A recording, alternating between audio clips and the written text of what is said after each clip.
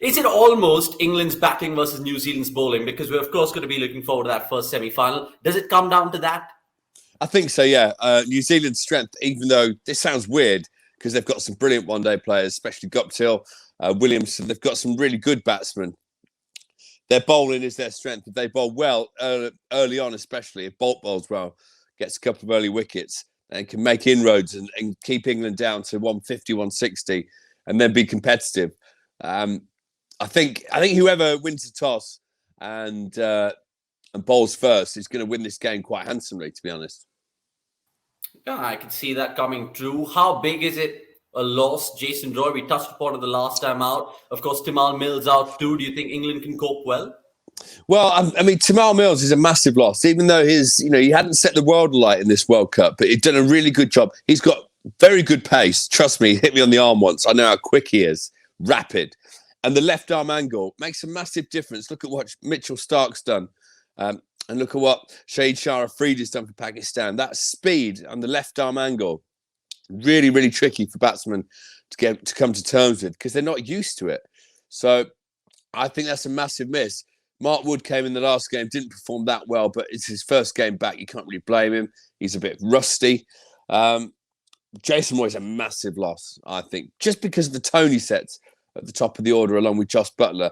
Butler and Roy together are a fearsome, formidable partnership, and it allows Bairstow to bat number 4, where he's been brilliant in this World Cup. So it just upsets the apple cart. A team likes to be settled, likes to stay in their roles. Very rarely do a team get to play a whole World Cup or a whole tournament without having to make changes. And you hope that those changes are to the not so important players. Of course, all 11 players are important, but you know what I mean. There's always one star player or one guy in ultra good form who you don't want to have to change. You want to play around him.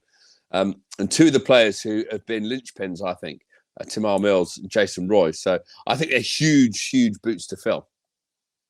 Yeah, let's see how that all unfolds because Moeen Ali can be used as a floater. Billings, of course, is in the reckoning, and James Wince is the backup option for Jason Roy. Now, I want to ask you a question. You mentioned this man earlier in one of our lives, Mitchell Santner. He absolutely loves England. In the 9 matches he's played, 16 wickets in 9 games. I mean, striking at 11.7 pretty much. How important are left-arm spinners? Because I want to go deeper into this conversation. One of our writers has asked me to ask you this. They're defensive, all right, but they still know how to do the job. Well, I'll tell you what it is with left-arm spinners, why they're so good. And I'm not being disrespectful to left-arm spinners here, but not many of them turn the ball that much. Look at Akshar Patel when he bowls. Not big spinners of the ball. And because they're coming from a wide angle to the right-hand batsman, they have the ball coming in at an angle. Most of the times, most of the deliveries these left-arm spinners bowl go straight on or straight in towards the pads. The odd ball will just hold up. It makes them very, very tricky to hit. If a guy consistently spun the ball, it'd be a lot easier to play. It's why a lot of these guys don't get wickets in the longer form of the game because they're very easy to play. You play for the ball coming in, and if it turns slightly, it just hits the outside half of your bat. If they're genuinely spinning it, if they beat the edge, you don't get wickets. We've got my dogs just come to join us. Hello, Bobby Robson. But these guys, and Mitch Santner's one of them, he's not a massive turner of the ball, but his control is excellent. And so he just hits that spot.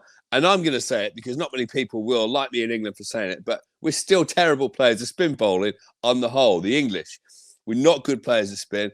The 1 or 2 really good players of spin we've got, Josh Buttler, when he gets going, when he's attacking it, is very, very good.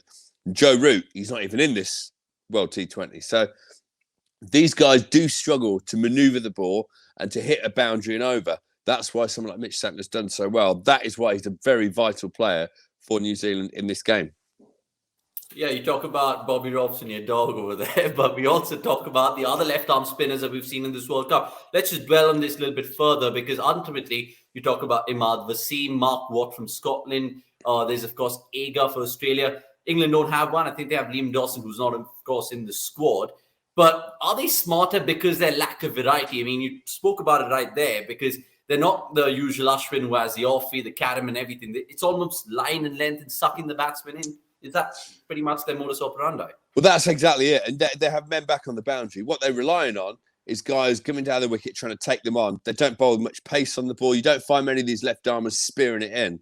A lot of them take a lot of pace off the ball, rely on the ball just to deviate slightly, or go straight on in the batsman expecting a slight deviation to get the miss hit to be caught in the deep.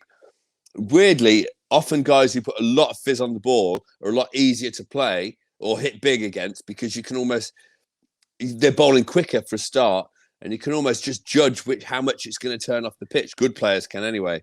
So it is really tricky. It's a reason that they've done so well in T20 cricket in whatever country they're in, is their ineffectiveness in longer form cricket, if that makes any sense. It's really weird how someone, by not being as talented at putting spin on the ball, or not putting as much revolution on the ball, is actually more effective.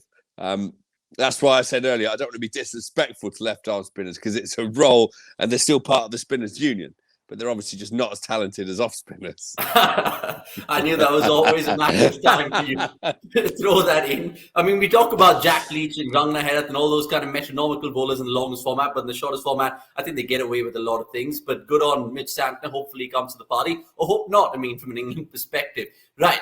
We talk about matchups invariably. We've asked you about matchups before. This one, it literally is Butler versus Bolt. When you look about England batting, New Zealand bowling, who's coming top of that? I think Butler will, to be honest. In the past, quite a few players, when there's a left-arm seamer on, I'll back the bowler, because people like Rowett, I always think a bowler, if he moves it into him early doors, has got the advantage, and Rowett has to make sure the first couple of balls hit the middle of the bat. Joss doesn't seem to be, and I hope I'm going to touch wood here. I hope I'm not tempting fate. It doesn't seem to be in the past the kind of player who struggles against the ball moving into him so much. He's got a very good eye, and he just sort of stands and delivers and hits it. So I'm not too bothered about that. I think Butler is in such good form that it doesn't matter who bowls at him at the moment. Okay, and on the contrary, I'm sure Owen Morgan loves his matchups. He'll probably, I'm guessing, Adil Rashid against Martin Guptill. Now, that's going to be another tasty contest within the contest. Absolutely. Guptill is brilliant against pace, especially early on.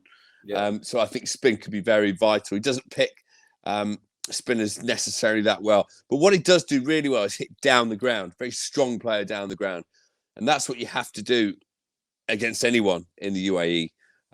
So Martin Guptill is definitely a dangerous player. When he gets in, gets going, he's an awesome cricketer. England have got to look out for him. He's a dangerous character. And coming into this World T20, he hadn't done anything for a long time. He barely played, and he wasn't a name who you'd expect to be mentioned at this part of the tournament. But we are, because he got that brilliant 90-odd the other day. And we all know what a good striker of the ball he is when he's in form, which he is. Yeah, and add to that the surface of Abu Dhabi, I think, which the batters prefer in this World Cup, because you mentioned Sharjah and Dubai haven't had the best, so to speak. And that is Bobby Robson. Also saying Bobby's off. Abu Dhabi is bowlers. Yeah, Bobby doesn't like it. When you talk about Abu Dhabi, Bobby's not happy. Bobby's much more of a Dubai fan, obviously. Bobby! Excuse me one second. We'll do that question again. Can someone come and get the dog?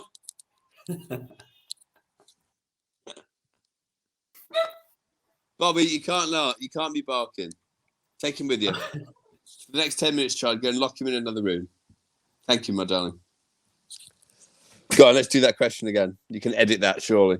Yeah, surely. Unfortunately, Bobby Robson's probably wanted to have his say in the show, but it wasn't to be. Maybe we'll get him if England wins the final, that's for sure. Let's just wrap up this chat with asking you an outright winner, because ultimately England, New Zealand, I know what you're going to call, but how close is it? Because everyone compares that 2019 final. They do have some really good cricketers, New Zealand, mind you. They do. They're a dangerous team, and they seem to be playing their better cricket towards the latter stages of this tournament. First of all, kudos to New Zealand, actually, because they were written off again before this tournament. Nobody talked about them as potential semi-finalists or finalists, and they've done it. So well done to New Zealand. But I think England will win this. I'd be very worried if it was in Sharjah, really worried. But it's not. It's in Abu Dhabi. I think the batting of England will be too strong on the day.